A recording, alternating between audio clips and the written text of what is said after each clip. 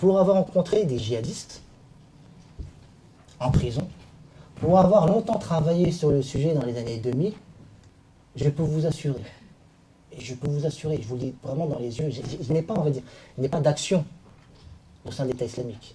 Et je vous dis tout simplement qu'on n'a pas affaire à des fous.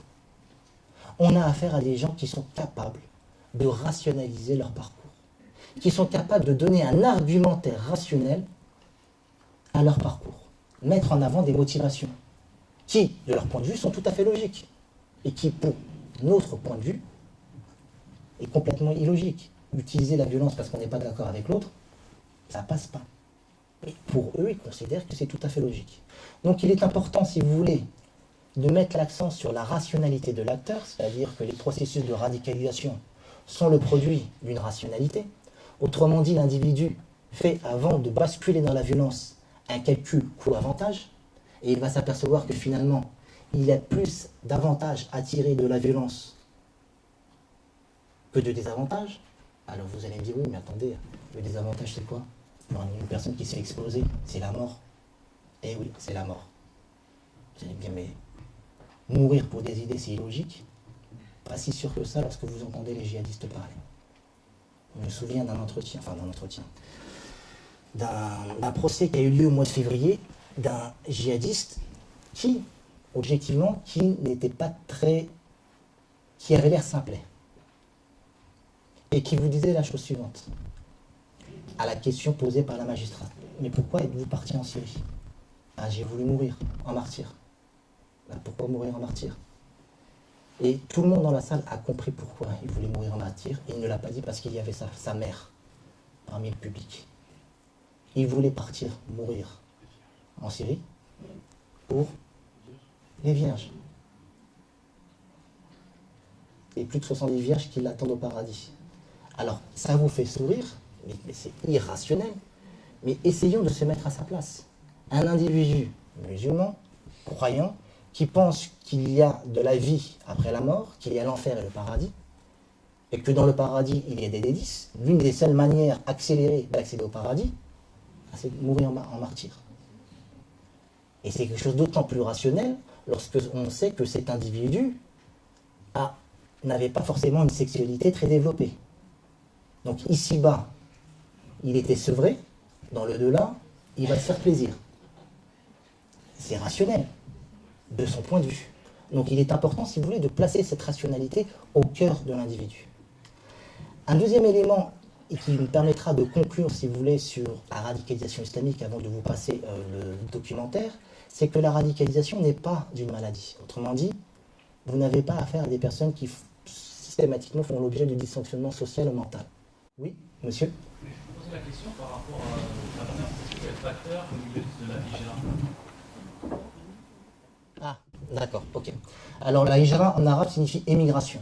C'est-à-dire que vous avez, pour un certain nombre d'individus, l'idée qu'il est impossible de vivre son islam pleinement en Occident, sans se faire inquiéter. On ne peut pas porter le voile intégralement. On ne peut pas faire ses prières à l'heure. D'où l'intérêt de partir dans un pays à majorité musulmane. Et vous avez un certain nombre d'individus qui ont décidé de partir en Syrie, non pas pour combattre le régime de Bachar al-Assad, non pas pour aller poser des bombes en Syrie, mais pour participer de la construction et de la constitution de ce nouvel État islamique dans lequel on pourrait vivre pleinement son islam. Donc vous avez des personnes qui sont parties en Syrie pour aller combattre, mais également des personnes qui ont décidé d'y partir tout simplement pour vivre, entre guillemets, leur islam tranquillement, parce qu'ils considèrent qu'en France, c'est impossible de le faire. Et toutes les personnes qui sont parties en Syrie n'ont pas intégré des phalanges violentes, combattantes. Vous arrivez en Syrie, vous avez 15 jours de formation religieuse et 15 jours de formation militaire. Et à l'issue de ce mois de formation, vous choisissez votre affectation.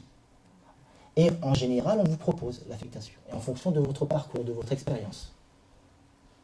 Si j'étais parti en Syrie, à l'issue du mois de formation, on m'aurait proposé d'assurer des cours à l'université de Mossoul, par exemple, parce que je suis universitaire.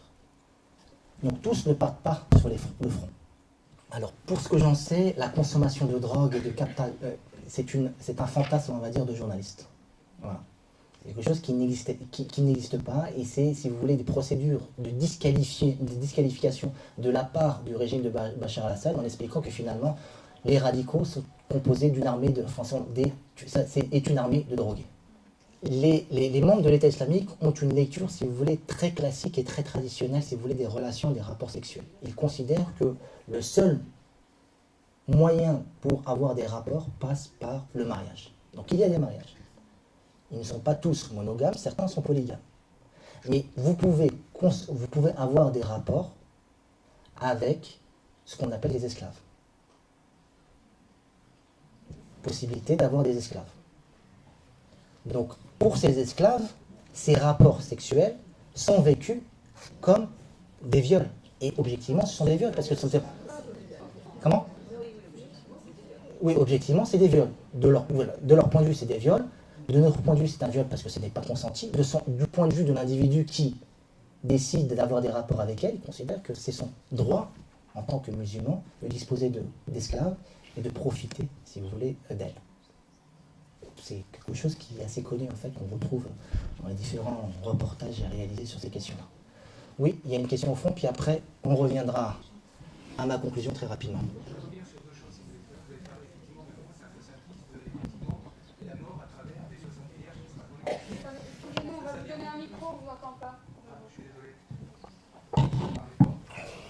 Voilà, ça va mieux comme ça? Oui, je pense que oui. Oui, je voudrais revenir, si vous voulez, sur l'approche un peu simpliste des 70 vierges. Moi, je pense qu'en fait, si vous voulez, aujourd'hui, les 70 vierges, c'est pour justifier à des gens qui sont intellectuellement un peu faibles, de justifier effectivement ce côté martyr.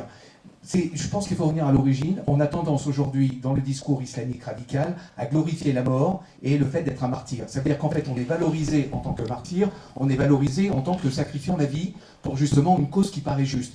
Donc je pense que c'est là-dessus qu'il faut travailler. Ça, c'est le premier aspect. Le deuxième aspect qui m'interpelle beaucoup, c'est quand on dit les musulmans vont dans des pays plus adeptes à recevoir et à accueillir la religion musulmane, mais on oublie que la France, comme beaucoup de pays européens, sont des pays laïques et non pas athées. Ce qui veut dire qu'aujourd'hui, vous avez des religions comme le judaïsme, le protestantisme, l'hindouisme, les polythéistes, etc., qui vivent aujourd'hui leur religion parfaitement en France, en totale acceptation de la société, qui ne revendiquent en aucun cas le côté radical, si vous voulez, de leur religion, et qui aujourd'hui ne conspuent pas l'État, la République, ne vont pas combattre les valeurs républicaines par rapport à l'islam. Alors moi, je me pose la question, pourquoi est-ce qu'aujourd'hui, et je reviens, si vous voulez, à ce qu'on disait tout à l'heure en aparté, n'y aurait-il pas une autorité religieuse musulmane qui permettrait aux musulmans d'exercer leur religion de manière normale, entre guillemets? Quand je dis normal, il n'y a pas de péjoratisme dans mon propos, mais au même titre que les autres religions ou les gens de confessions religieuses différentes, qui exercent aujourd'hui. Moi, je prends des synagogues, je prends des juifs qui se promènent dans la rue avec une kippa. Il n'y a pas, si vous voulez, d'ostracisme par rapport à ces gens-là. Quelqu'un qui est protestant, il a un temple protestant, il ne va pas contester le fait que la France est profondément chrétienne. Il exerce sa religion. Alors pourquoi est-ce qu'aujourd'hui, quelqu'un qui pratiquerait l'islam se sent obligé d'aller en terre d'islam ou d'imposer, si vous voulez, sa vision de la religion musulmane, alors qu'en France, tout est permis depuis Napoléon dans le respect des religions par rapport à l'État? Il est important, si vous voulez, de d'essentialiser les processus de radicalisation.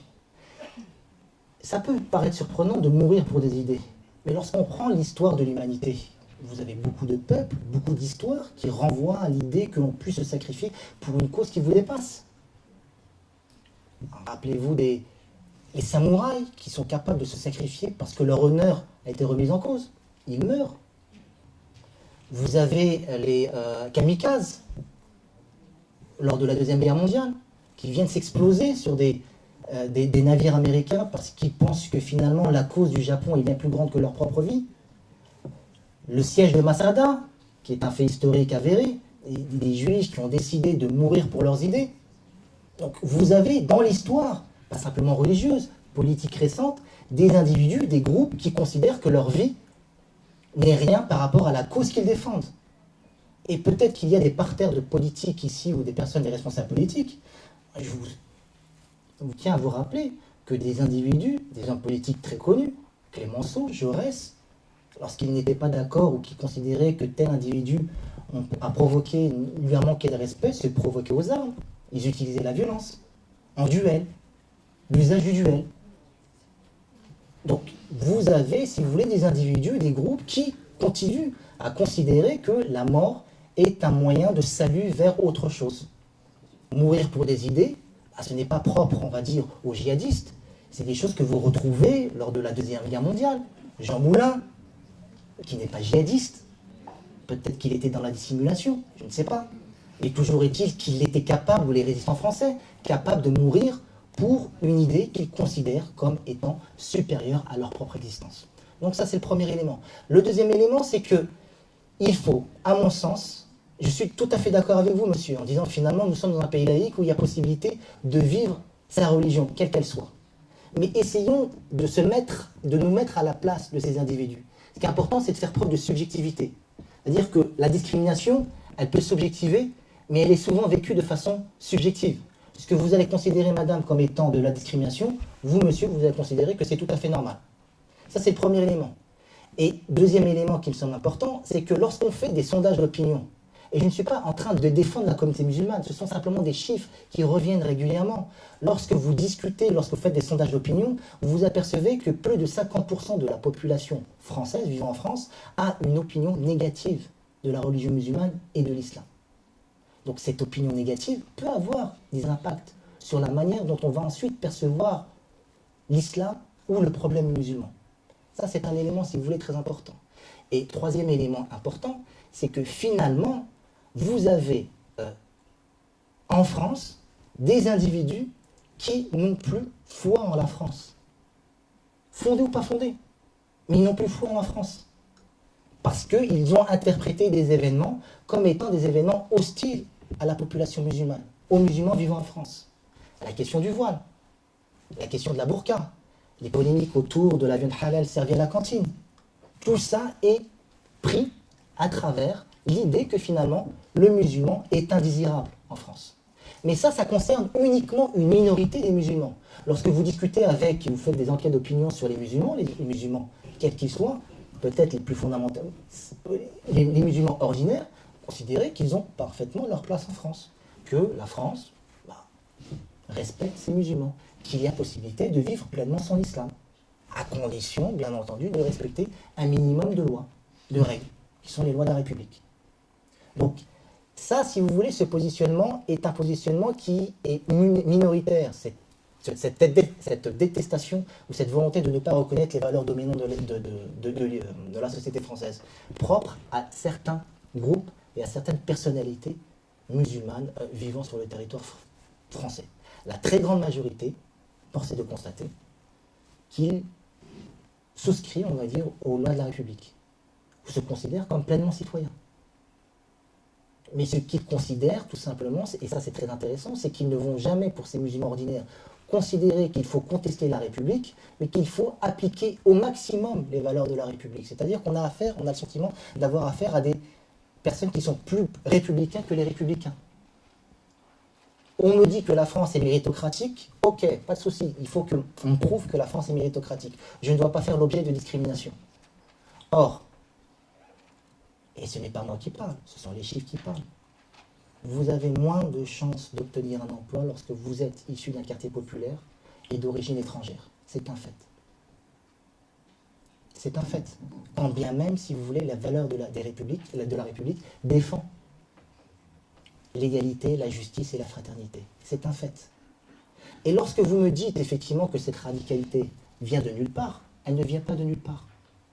Elle vient certes de situations de discrimination, elle vient certes de frustration politique, elle vient certes, si vous voulez, d'une lecture étriquée de l'islam, mais elle vient également, et ça c'est quelque chose d'important, de notre culture politique française, fondée sur la contestation. Et les dernières élections présidentielles, du moins au premier tour, nous rappellent cela. Plus de 50% de l'opinion des suffrages ont été pour des partis un peu extrêmes, voire très extrêmes. Donc la radicalisation islamique en France se construit en partie en miroir à l'aune de la radicalisation de l'opinion française. C'est un produit d'une dialectique. Oui. Les Anglais financent, le gouvernement britannique finance un think tank, un institut de recherche privé composé de djihadistes et qui travaille sur la question du djihadisme. Pourquoi? Parce qu'il part du principe que les meilleurs connaisseurs sur le phénomène sont les djihadistes eux-mêmes. C'est extrêmement pragmatique. Voilà. Donc on est, si vous voulez, en France, sur une réponse essentiellement répressive, même s'il y a des tentatives, si vous voulez, de mise en place de politiques de prévention. À mon sens, ces politiques de prévention, si vous voulez, sont un peu problématiques parce qu'on a affaire à des personnes qui doivent gérer ces problématiques alors qu'elles ne sont pas formées. Moi, je me souviens d'une sollicitation que j'ai eue par une conseillère probation qui voulait mettre en place, alors vous allez, on va rire, on va un peu dédramatiser le problème. M'appelle, me dit voilà, monsieur Amga, on sait que vous avez écrit un peu sur le rap et l'islam, on voudrait vous faire intervenir lors d'une conférence auprès de détenus radicalisés. Je dis ok, pas de souci, mais c'est quoi l'objectif? On s'est aperçu que le rap c'était une musique de contestation, donc on va faire des ateliers d'écriture de rap pour les personnes radicalisées pour qu'ils expriment leur mal-être sur papier. J'aurais dit garde la pêche. Vous voyez, on est véritablement, si vous voulez, dans une... On a en France cette volonté de mettre en place des politiques de réinsertion. Mais il n'y a pas d'outils. Il y a les moyens, mais il n'y a pas forcément de personnes qui sont capables de mettre en place cela. Et pour ma part, si vous voulez, en Belgique, on est dans la même situation. Je travaille dans un centre de prise en charge de personnes radicalisées. On a ouvert le centre avant même d'avoir réfléchi à des parcours de désengagement. Et lorsqu'on discute avec la directrice, mais qu'est-ce qu'on va faire, etc., est-ce qu'on a les moyens, on va dire, de notre politique? C'est pas sûr, mais bon, on va essayer. Alors que le gouvernement a débloqué plus d'1 million d'euros pour ce centre. Donc je compte sur vous, n'allez pas le répéter à ma directrice. Est-ce que vous avez d'autres questions? Je réfléchis peut-être à voix haute, mais la particularité de la France, c'est qu'on a la loi de 1905 sur la laïcité. Et quelque part, est-ce que c'est pas ce qui verrouille les systèmes qui pourraient permettre ce qu'on peut appeler la déradicalisation, mais j'aime pas ce terme-là parce que c'est pas une maladie. Mais est-ce que la laïcité, de ce que c'est devenu, alors par rapport à ce que c'était à la base, est-ce que quelque part c'est pas ce qui nous bloque et qui fait que quand on interdit le port de la burqa, enfin, du voile intégral, bah, quelque part on stigmatise une partie de la population. Et quelque part, on donne un argument politique de le porter quand même pour politiquement montrer son désaccord. Et ça devient une façon de s'exprimer. Est-ce que la laïcité à tout prix de ce que c'est devenu actuellement en France, est-ce que c'est pas aussi une des lois qui nous bloque et qui fait qu'on n'arrive pas parce qu'on a cette laïcité en nous, ou à tout prix, on veut de la laïcité partout. Est-ce que quelque part, c'est pas ce qui fait qu'on n'arrive pas à avoir les clés de tout ce qu'on vient d'aborder comme sujet? Alors, sur la question de la laïcité, si vous voulez, on parle de la loi de 1905, du 9 décembre 1905. Vous avez le texte, et vous avez ensuite l'interprétation. Voilà. Et vous avez deux formes d'interprétation. Une interprétation de la laïcité extensive, finalement, on axe plutôt ça sur la question de la liberté de conscience, et une interprétation, si vous voulez, plus restrictive. Je ne parle pas de jugement de valeur, c'est la réalité. Restrictive, en disant finalement, liberté d'expression, de conscience, de religion, certes, mais uniquement dans l'espace privé. Jusqu'à présent, c'est la deuxième interprétation qui domine. Elle domine. Je ne dis pas si c'est bien ou c'est mal, mais j'essaie de comprendre pourquoi celle-ci domine au profit de l'autre. Je pense qu'elle domine parce que la France connaît, depuis une cinquantaine d'années, une crise identitaire importante. Importante. La France était jusqu'en 1939 la première puissance mondiale. Elle a été reléguée à la 5e puissance. La France, jusqu'en 1939, le français était la langue de la diplomatie. On apprenait le français plutôt que l'anglais. Vous avez un pays qui décline et qui sent le déclin. Et qui n'a pas forcément, si vous voulez, qui a perdu ses colonies. Et qui ne connaît plus sa place dans la mondialisation. D'autant plus que finalement, vous avez à partir des années 50-60, une immigration en France qui est venue. Vous avez pas simplement l'immigration maghrébine ou subsaharienne, mais italienne, portugaise, qui ont posé des questions quant à l'identité française. Et sur la question de la laïcité, c'est moins la question de la laïcité que de l'identité française. Quelle sera l'identité française dans 100 ans, dans 50 ans? Est-ce que c'est une identité inclusive, où on va tenir compte, si vous voulez, des apports venant des pays du Sud, ou est-ce que ça va être une identité plus rigide en disant finalement nous sommes de tradition judéo-chrétienne et nous le serons à tout jamais. Ça c'est la question que se pose la société française. D'où la réaction par rapport à la question de la laïcité. Parce que la présence de 4 à 5 millions de musulmans en France, même si elle n'est pas problématique en soi, pose question par rapport à la question de l'identité française. Qu'est-ce que c'est que l'identité française? Et on se pose la question, il y a des différents débats. Et finalement, on va peut-être mettre 2 fêtes, 2 jours fériés pour la communauté juive, Kippour, il me semble que c'est Kippour, et la fête du mouton pour les musulmans. Donc ça pose question, si vous voulez, sur l'identité, ce que représente l'identité française pour les Français eux-mêmes, pour la société française, mais également la France à l'étranger. Des personnes qui reviennent de Syrie, parce que vous dites qu'il y a des programmes, je dirais, pour ne pas les mettre en prison. En Belgique. En Belgique. En Belgique. Première question, comment est-ce que l'on sait que c'est un ex-djihadiste et pas un djihadiste, encore en puissance? Ensuite, deuxième question, vous parliez de programmes que vous mettez en place, justement, de déradicalisation. En quoi consiste-t-il? Est-ce que ce sont, je ne sais pas, des imams qui viennent enseigner ce qu'est vraiment l'islam? Je ne sais pas, qu'est-ce que vous mettez en place? Et puis, comment traiter la question des djihadistes qui sont en prison? Et comme vous l'avez rappelé, la prison est aussi un lieu de radicalisation. Comment on peut isoler des personnes dont on sait qu'ils sont encore radicaux en prison? D'accord. Alors, la question de la radicalisation est extrêmement intéressante. Mais ce qui est plus intéressant au jour d'aujourd'hui et ce qui interroge de plus en plus les pouvoirs publics européens d'une manière générale, ce sont moins les départs. On assiste à un tassement des départs. Vous avez des gens qui veulent partir, mais qui n'ont pas les moyens de partir. Parce qu'il y a un verrouillage au niveau des frontières, une surveillance accrue, etc. Donc, impossibilité pour eux de partir. Ce qui pose, si vous voulez, ou qui interroge les pouvoirs publics et les services de sécurité, ce sont les retours. Et les départs ne nous intéressent plus. Là, on a un wagon de retard. Ce qui nous intéresse, ce sont les retours. Retours d'autant plus intéressants qu'ils sont de plus en plus importants. Sur 100 individus qui décident de partir en Syrie, vous avez entre 20 et 30 qui reviennent dans leur pays d'origine. 20 et 30, c'est énorme. Quand on sait qu'il y a 1 millier de Français qui sont partis en Syrie, vous en avez 200 qui sont revenus. Donc il faut gérer ces 200. Comment gérer ces 200? Tous les mettre en prison? C'est peut-être une réponse. Il n'y a pas de solution, c'est peut-être une réponse. Les laisser en liberté, c'est peut-être une réponse. Mettre en place des programmes de réinsertion, c'est peut-être une réponse. On est véritablement dans une logique d'expérimentation. On expérimente, on essaye, ça ne fonctionne pas, on essaye autre chose, etc. Et même pour le cas belge, si vous voulez, nous concernant, on n'a pas de solution. Objectivement, je vous le dis, on n'a pas de solution.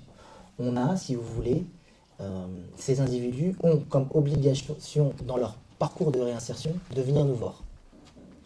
De venir nous voir régulièrement. Et donc on discute, on échange, etc. Et on s'aperçoit, si vous voulez, que notre marge de manœuvre est très restreinte. Parce qu'il y a une personne qui est en recherche d'emploi, qu'est-ce qu'on peut lui proposer? Un emploi de manœuvre, d'employé, dans le meilleur des cas. Et ce sont des propositions qui ne font pas rêver. Donc, on sent véritablement que même si la Belgique veut s'inscrire dans une logique d'inclusion, les marges de manœuvre, on va dire, pour mettre en place cette politique d'inclusion est très restreinte. Donc, ça pose, si vous voulez, interrogation sur les moyens que l'on doit mobiliser pour pouvoir lutter contre cette problématique. Mais cette problématique, si vous voulez, est accorrélée, c'est-à-dire qu'il ne faut pas être omnibulé par la problématique de la radicalisation islamique. C'est-à-dire que ce n'est pas le seul problème que la France connaît. Loin de là. Et objectivement, voilà, et en fonction du pays, moi je me souviens d'être parti tout de suite après Charlie Hebdo pour un colloque en Suisse. Je me suis arrêté à Lausanne, je descends avec ma valise et je me fais arrêter par un policier suisse. Il me dit bonjour, contrôle d'identité. Je lui tends mon passeport, il l'ouvre, il me dit ok, suivez-moi. Donc, moi naïvement, je me suis dit compte tenu du contexte sécuritaire, c'est qu'il m'arrête parce qu'il présuppose de moi une appartenance éventuelle à un mouvement djihadiste. Donc, on rentre dans son pied local et je lui dis juste une petite question, vous m'avez arrêté parce que vous pensez que je suis un terroriste par rapport à Al-Qaïda, à l'État islamique, etc. Je fais non, nous ici en Suisse, c'est pas la question du djihadisme qui nous intéresse, c'est le trafic de drogue. Donc il m'a pris pour un trafiquant de drogue. Donc vous voyez que donc il faut, si vous voulez, décentrer notre regard. La question de la radicalisation est extrêmement importante, mais vous avez d'autres problématiques. La réinsertion, l'exclusion, le chômage, le suicide, etc., etc., l'exclusion des femmes, le sexisme, etc. Ce sont des problèmes. Alors, je ne suis pas en train de hiérarchiser les problèmes, mais il faut bien avoir une vision globale, ne pas être omnibulé et ne pas avoir, on va dire, une vision microscopique du phénomène en disant finalement le seul problème qui nous concerne, c'est la radicalisation. La preuve, lors des débats de la présidentielle, la question de la radicalisation était étrangement absente. On aurait imaginé que ça devienne au fil des débats l'élément central des oppositions entre candidats. Or, c'est la question du chômage, de la sécurité sociale, la question de la retraite qui reviennent. Donc, même les politiques ont compris que finalement la question de la radicalisation est importante, mais pas centrale. Hein? J'ai répondu comme un politique. Vous devez le savoir.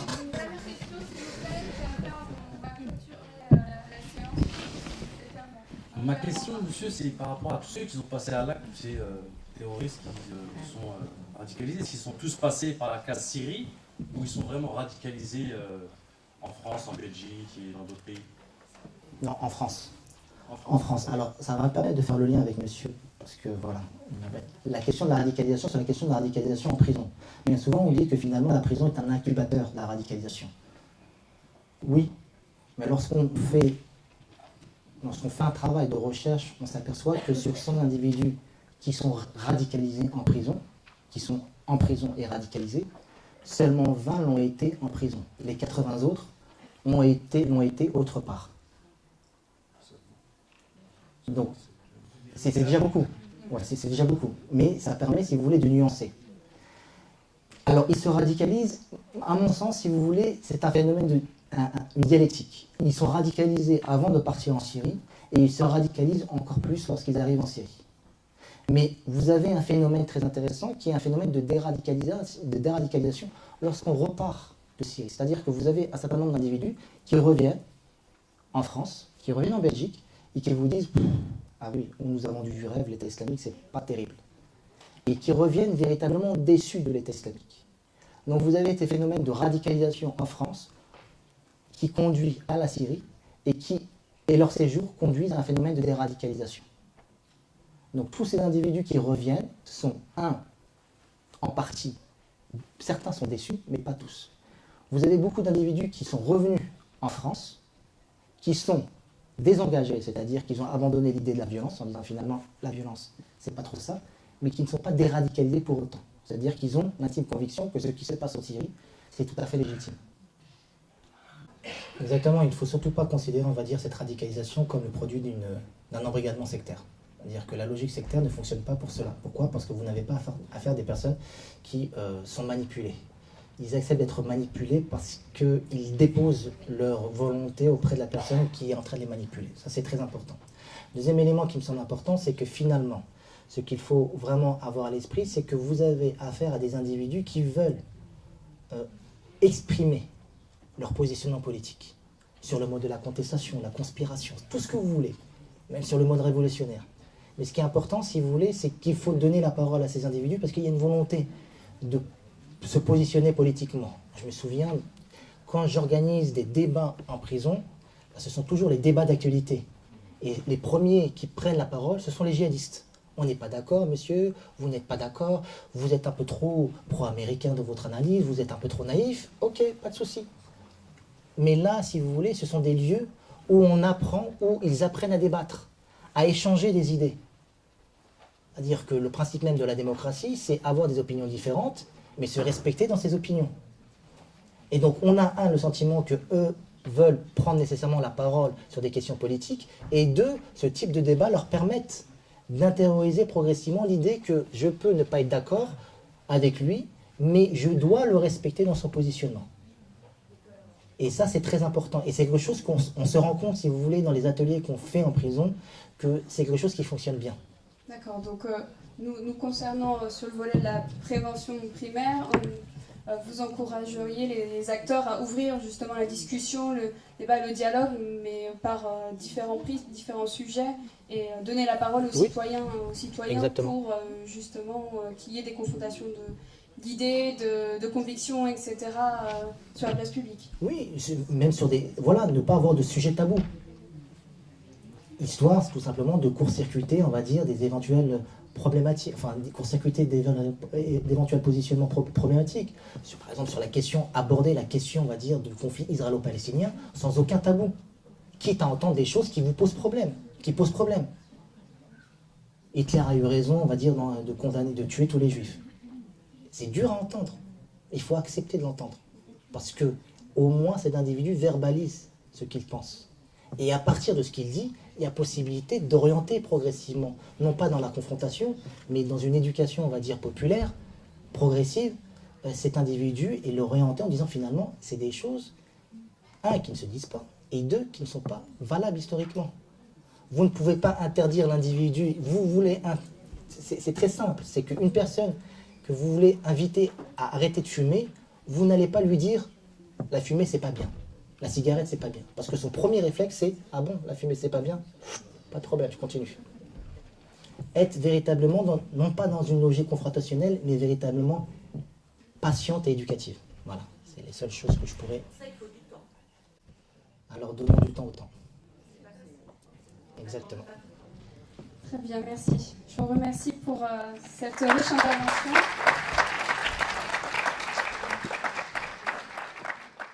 Cette conférence pose la première place, je vous le rappelle, dans le cadre du cycle de séminaires qu'on organise jusqu'à décembre 2017.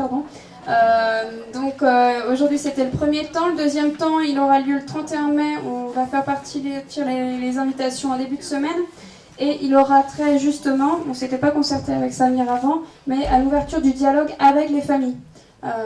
Et comment inciter aussi à ouvrir le dialogue dans la cellule familiale. Donc entre les professionnels et les familles, et l'ouverture du dialogue dans la cellule intrafamiliale.